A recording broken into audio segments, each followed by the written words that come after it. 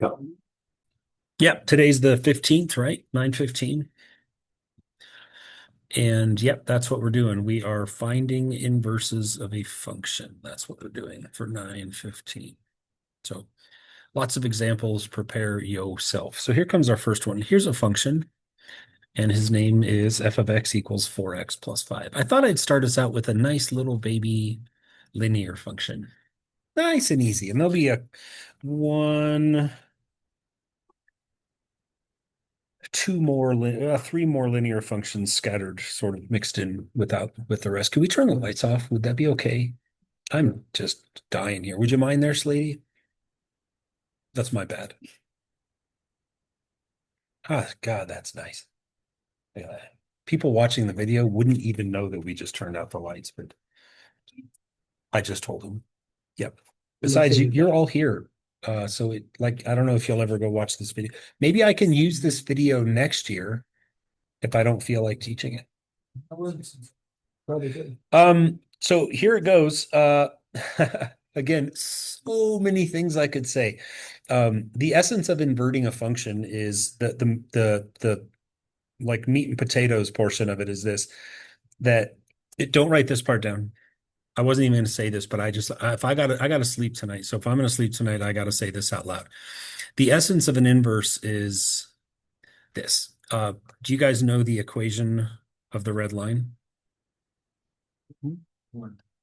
Y equals X. If we were doing this like in algebra one, it would have a slope of one and it has a y-intercept of zero. So like the equation of that line is like y equals 1x plus zero, which is called y equals x. We're going to study this a lot more from the graphing perspective. I had to say this or I would be laying awake tonight feeling like a failure. Inverting means to take a point from over here and reflect it to over here. And the reason that works is that the x and y coordinates get swapped. So, like, for example, if this point had the coordinates like 3, 5, then you can clearly see that this point has the coordinates 5, 3, right? So when you are reflected around this line, y equals x, then you are what we call an inverse. And so if you did this with more than just a single point, like say you had a graph that went um, like this. If you inverted that graph, then it would look, say, like this. Can you see the reflected? That was a pretty good sketch right there, if I do say so. The point is that inverses, a function and its inverse, when you graph them, will have the characteristic that all of their y's and x's have been swapped. Okay, which the reason I'm telling you this is because that's why I'm going to ask you to do what we're about to do. So there's your visual thing, and I wasn't going to say it, but I feel really good that I did. So there. All right, so here's how you find the inverse of a function. Step one is you consider f of x to be your y coordinate. So we're going to rewrite the function as y equals 4x plus 5. Very, very soon you will start skipping this step because you'll just go right from the top to what I'm about to write. The next step, if you were listening to invert, is to swap the x and the y coordinates. So we are quite literally going to switch x and y. So this equation in the second row is going to now say x equals 4y plus 5. That's the inverting step right there. The first step wasn't an inverse. That was just acknowledging that f of x is like saying y equals. It's your output coordinate, if you will. And now to find the inverse, you resolve the function for y. And so if I said to you, we solved hundreds, if not thousands of equations together over the years. If I said solve that equation for y, what would you do first? -5. You would minus 5, right? We want to get the y by itself. So we're going to get 4y is equal to now x minus 5. And what's the next thing that you would do? You would divide both sides by 4.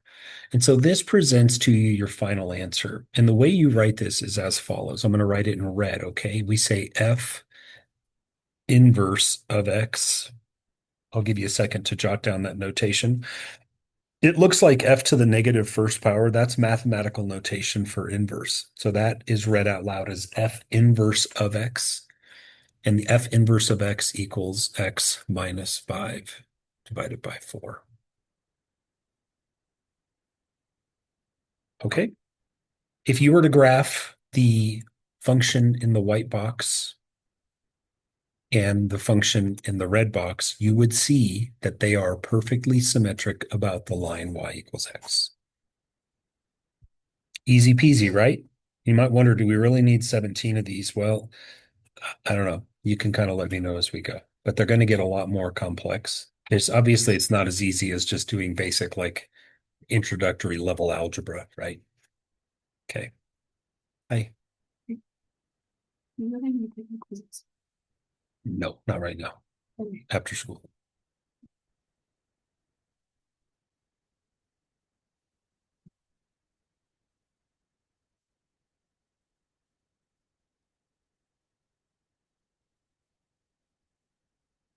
Function.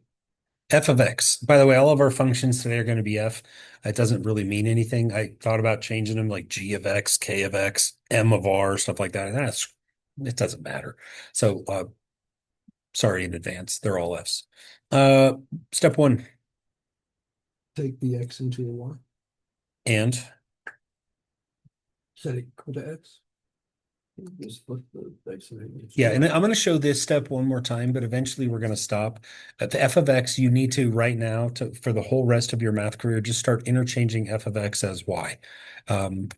It's a function notation. It's more, it's not the same, but that's essentially what we're doing is we're just considering it like an output. So, and you can see here in a second that doing this step becomes kind of pointless because now you know that we're going to do the inverting step, which is to take the x and the y and quite literally switch their places. So now we have x equals y to the power of 1/4. In time, you can see that this middle step becomes pointless, right? You can actually see yourself just knowing that's a y and swapping them. So save yourself the time and let's just start doing it this way. Agreed? All right. So now we have a kind of a more complex algebra question here. How would you get y by itself? This is clearly not an eighth grade question. Like this is not like the last problem where we just, subtracted and divided or something. Thoughts? Take it to the fourth. You would raise it to the power of 4.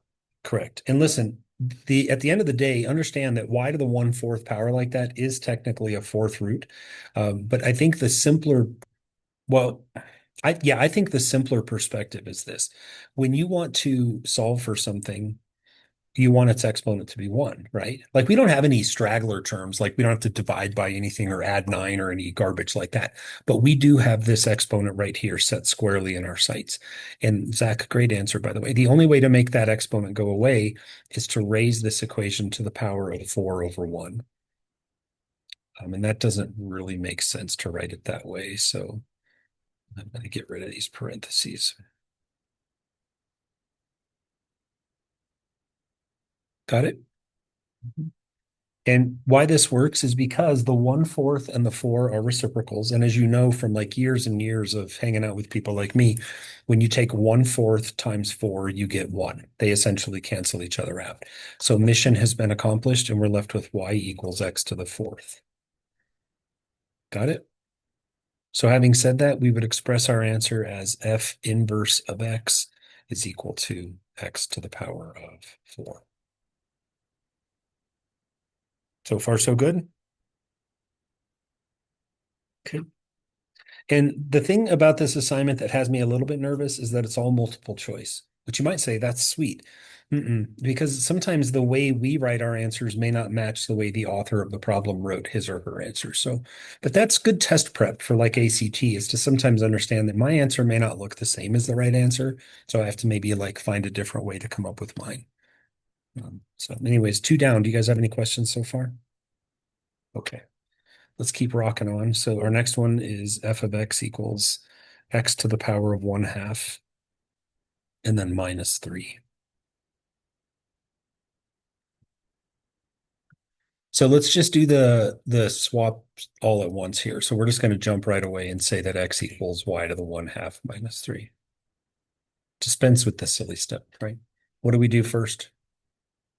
Plus 3. Add 3 to both sides. Good. And you can swap sides. Like some people are way more comfortable. I know I am. I like my target variable always on the left because I have like math OCD or something. So like you could write y to the power of 1/2 equals x plus 3. Right? Equations are really pliable like that. Like left and right are relatively meaningless, right? As long it's you get that. Now what? Square both sides. And again, it's operation get rid of an exponent. And so I'm going to square this left side and I'm going to square this right side. And this is really our first chance to get a look at, um, you know, let's say, that you put this. So you say that f inverse of x, I'll just write it right here, is x plus 3 squared. And you don't see that answer. What might be a possible explanation as to why your answer is not there? Other than that, you just need to get good, noob. Maybe you missed it. Yeah, maybe the author of the problem did the math, right? Maybe they actually wrote it as x squared plus 6x plus 9. So that's just a test taking strategy is like, if your answer doesn't match, it could mean you did it wrong. It could also mean that you just have it expressed in a different format. I do believe, having looked through a ton of the problems, that the Delta Math answers remain like this. Like they don't want you to go through and do a bunch of extra math, which is great news for you. So that's that. For our next example, we're going to do two examples. The first one is f of x equals 3x to the 1/3. And the other one is f of x equals 3x to the 1/3.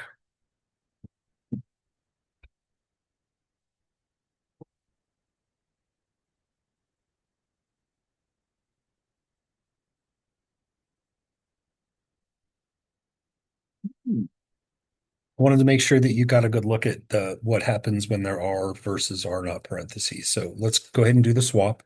So on our left one, we're going to say x equals quantity 3y to the power of 1/3.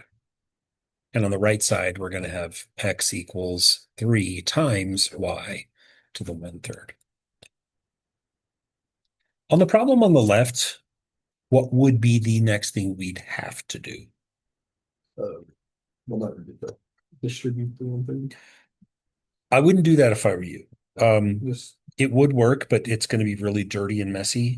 Can we all agree at the problem on the left that if we just got rid of this exponent right here, that we'd pretty much be done, like ish? yeah. So why don't we go ahead and just cube both sides right here? Let's just take this whole equation, cube the left side and cube the right side. Nice and efficient. I wouldn't distribute a fractional exponent because then it's just going to be a problem that you keep kicking down the road. Like let's just eliminate it while it's out in the open. So the third and the 3 are going to cancel out, leaving us with a 3y equal to x to the third. And then how do we finish the job? Divide by 3, right? Just algebra 101. Divide both sides by 3, and you wind up with f inverse of x is equal to x cubed divided by 3, like this. So that's your approach when you have a big grouped quantity like that, is just go in and do an insta-kill on the exponent and then do any basic algebra cleanup work at the end. But the problem on the right, your answer to my question needs to be very different this time. What do we have to do first? Good. And those are just instincts that you develop over time. Like you understand that while you may want to raise it to the power of 3, that 3 now has a different role in this problem. He's not part of the exponentiation. And so dividing by 3 is the only correct answer to that question. It has got to be moved first. Okay. So in this case, we're left with x over 3 is equal to y to the power of 1/3. Just nuancy little differences when you look at they seem like such, put in some parentheses, but it makes a world of difference. And now we are ready to go in for the kill shot. What is it here? Cube the whole thing. So I'm going to take the left side, cube it. I'm going to take the right side and I'm going to cube it. So much of this assignment and subsequent assignments are about exponents and radicals and understanding how to cancel them from each other. So when I raise it to the third power, these ones on the right cancel out, and I am left with y equals, so f inverse of x is equal to x over 3 to the third. Now, again, if you didn't see that answer, if it was a multiple choice, like if it was one of my quizzes and you left it like that, fine. But a multiple choice, you're at someone else's mercy. What might be another way that this answer would be expressed? Yes, if the three had been distributed through, then maybe you'd look through your multiple choice responses and say, oh, there's one that says like x to the third over 27, because that's x to the third over 3 to the third. So again, you're at someone else's mercy when you do multiple choice tests. It's hard to believe that that's only like the 25% waypoint of these notes. So I'm going to try to keep going. And then when I feel like, okay, they've got this, then I will get out. You don't want to sit through this the whole hour. So uh, next one. And they're not all like the same. I wouldn't do that to you. So I tried to find just all the different flavors. So here comes our next sort of jump. We're going to transition a little bit here.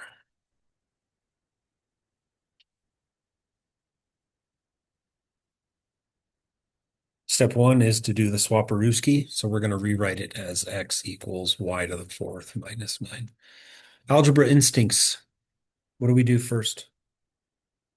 Both sides. 100% add 9 to both sides. All your spidey sense and training tell you that we got to get this red brick by itself first. Like no cool stuff's going to happen until we eliminate all the extra garbage stragglery stuff. So if we add 9 to both sides, we wind up with y to the fourth equals x plus 9. And again, left, right, right, left, who cares? Swap them around, keep from getting bored. What is the next thing we have to do? Quadruple it. Could we do like Maybe x to the 1/4 and 9 or something? You can. So if there's a couple different acceptable answers for this, and I really think it's important now that we look at this from both perspectives. If Christian looks at this problem and says, you know what I'm going to do? I'm going to raise both sides to the power of 1/4. That's fine. Because as you know, with fractions and whole numbers, if you reciprocate them, they cancel each other out, right? So there's no harm in doing it this way. The 4, if Christian flips it and makes it 1/4 and applies it, then these two are going to cancel out and we are done. We get f inverse of x is equal to x plus 9 to the power of 1/4. But I'm sorry to keep bringing this up. But again, what happens if I'm sitting here taking a multiple choice and that's not on there? And I'm like, I know I did this problem right. What might have been a different way to attack it than what we did? A different perspective. Mm-mm. Do like That. And I need you guys, you kind of already know this, that exponents and roots, they're all kind of the same, right? And so what Sutter said is, wait a second, let's go back to right here where the red arrow is pointing. And instead of saying something like, let's raise it to the power of 1/4, when you get right here, there's absolutely nothing stopping you from quite literally taking both sides and applying a fourth root. What's neat about math is that taking a fourth root is identical to raising something to the power of 1/4. They are one and the same. And so an alternative version of this answer might be to say, oh, okay, so maybe what I was supposed to do was come up with f inverse of x equals the fourth root of x plus 9. And I hope you can be convinced of the fact that the left and the right are identical. It's just different ways to express the same quantity. So moral of the story to this point is if you have a fractional exponent, it's probably safest to kill it with just whole number exponentiation. If you have a whole number exponent, I'm going to let you decide on that one. Some of you might prefer the fractional application. Some of you might like the root, whatever floats your boat. Okay. How about this one?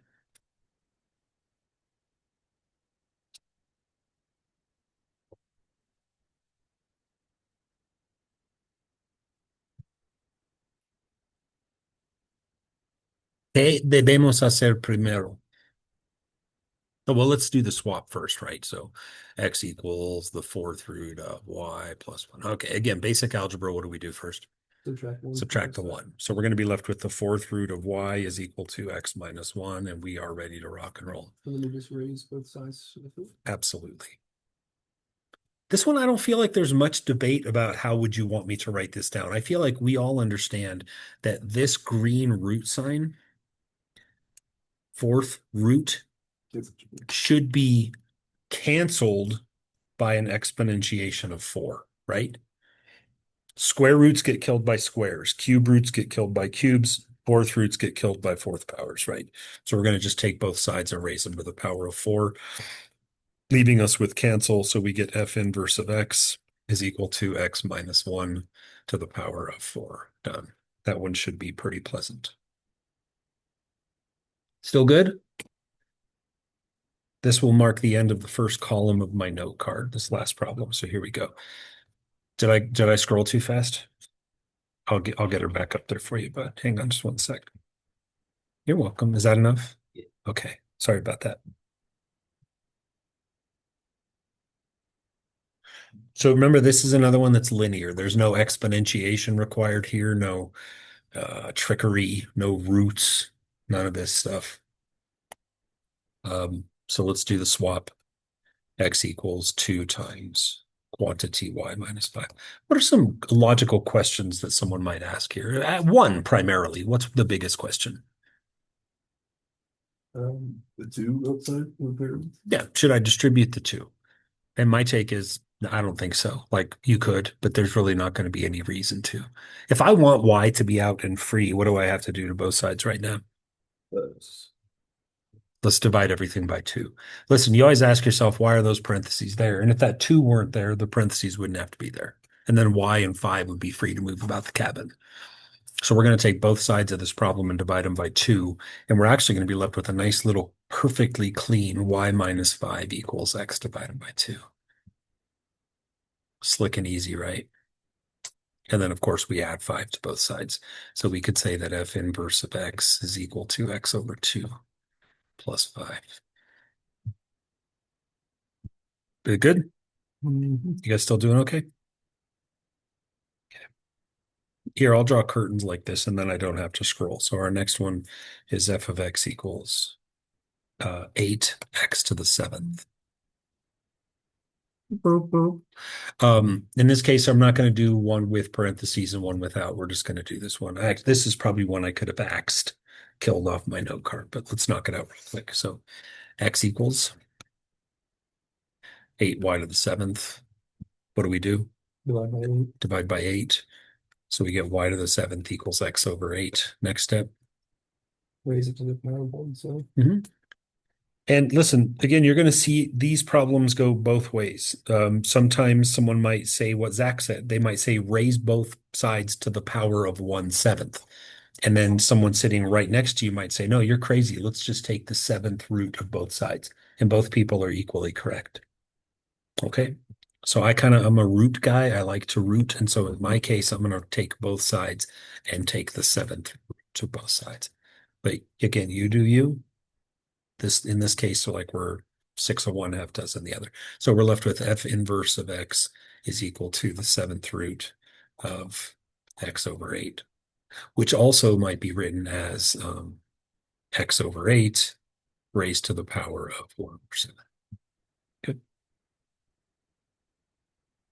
Guys having any issues? Do you need 7 more of these or you feel good?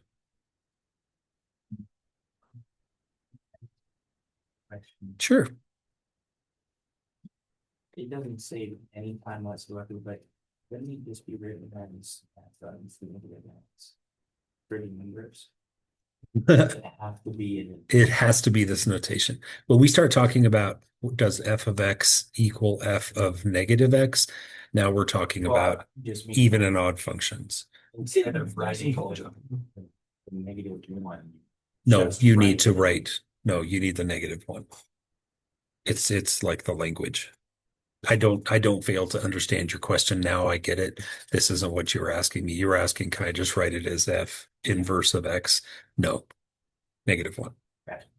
I don't think you'd ever find a single math publication where that 1 wasn't there. So yeah. And the only answer I can give you is that's just like if someone said like, can I spell cat like C-O-T? And the answer is, well, no, I can't let you do that. It's C-A-T, right?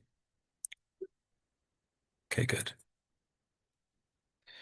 There, I'll pick two more. And if you guys crush these last 2, then you're ready and I'll just give you some work time. I can't tell if I might just be just killing us here. So I like this one. And if you don't like it, you'll hurt my feelings.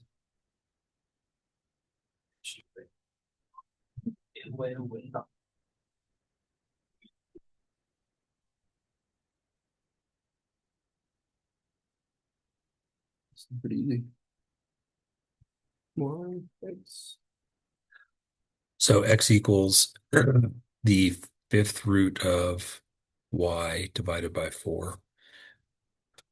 ¿Qué debemos hacer primero? Multiply by 4. Sí.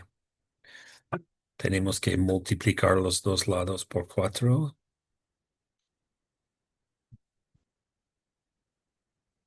Next up. Power 5. Yeah. Yep. So we're going to raise both sides up to the fifth power. Parentheses or no parentheses here? Yes. Yeah.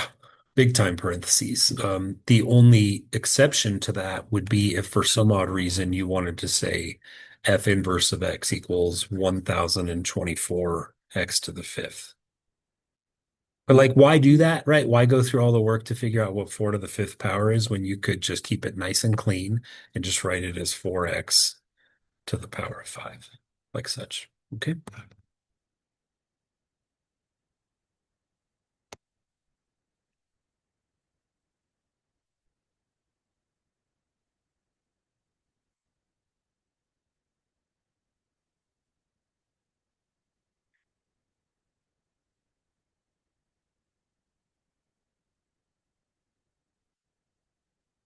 Here, first step.